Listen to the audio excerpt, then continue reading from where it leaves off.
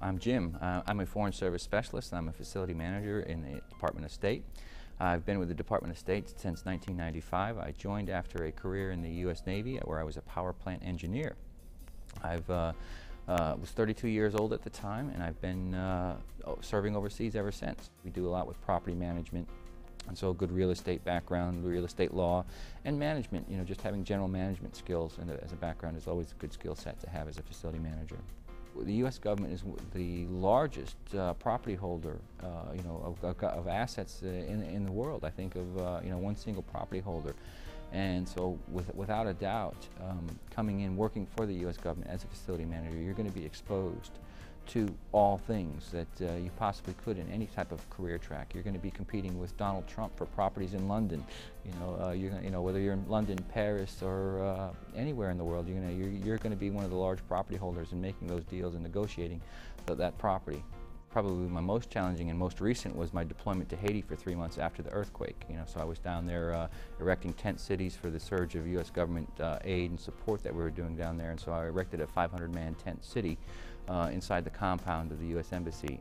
It was a very unique experience. I mean, the only way that I can describe the downtown Grand Rue in downtown Port-au-Prince was it looked like a Hollywood epic movie scene. The buildings were at wrong angles that they should be, and the devastation was absolutely, incomprehensible. As a facility manager, basically what we're doing out there is to make sure that the operations and maintenance of the embassies are run efficiently and effectively. We're concerned about the green, efficiency and conservation of energy systems.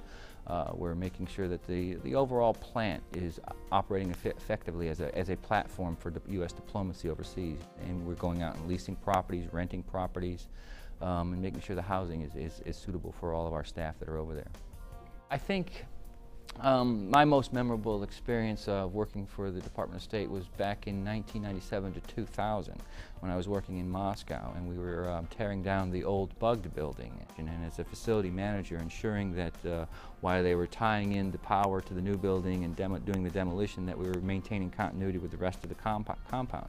Our facility managers in the Department of State mirror very much what you'll find out in the private sectors. There's a mix of engineers, a mix of property professionals, and business majors. But somebody interested in joining the Foreign Service has got to have a technical background, because you may be deployed to some areas where you are the regional expert on everything. You may be in the backwaters of the planet, and some of the expertise your local nationals, employees that are working for you, are going to be looking for you to tell them how to correct these things and fix these things.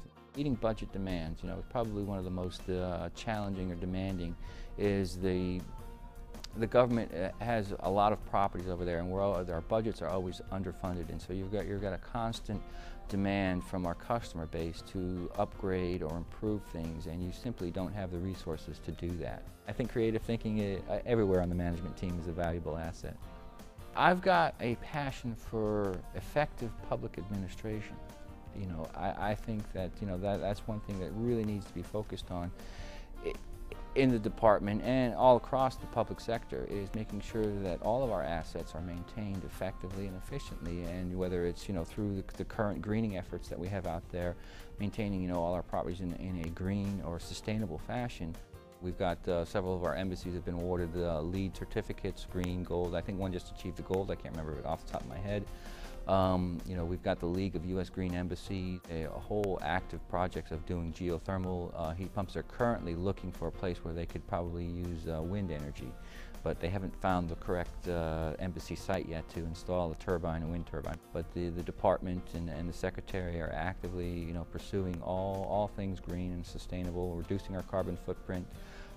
And so we've got a lot of the various different projects, rainwater reuse, green rooftops, and various other things. Are just some of the things that we're pursuing in the department.